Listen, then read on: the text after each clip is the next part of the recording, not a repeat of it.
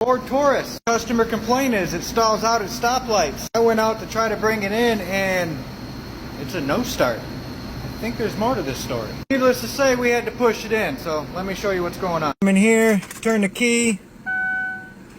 Look at this. Theft light's still flashing. Check this out. All dashes on everything. So we thought we might have had a theft issue, which we kind of do. So we started checking powers, grounds, fuses, all that. Let me show you what we found. We have no power on the PCM fuse, which if you look here, that ties into the powertrain control module, the idle air control valve. See here, we got a connected circuit. Over here we do not. Put the fuse back in it, and then apply my power. Come back inside the vehicle. Our mileage comes back, and we can start the car.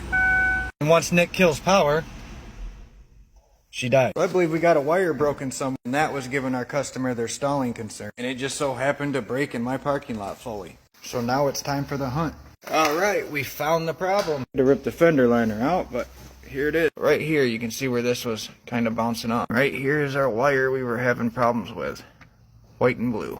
She's got a case of the crusties. We fix that wire, it should give us power on pin 1. Will in turn give us power back to this fuse. Now we should have power. And now the car should start. Great success.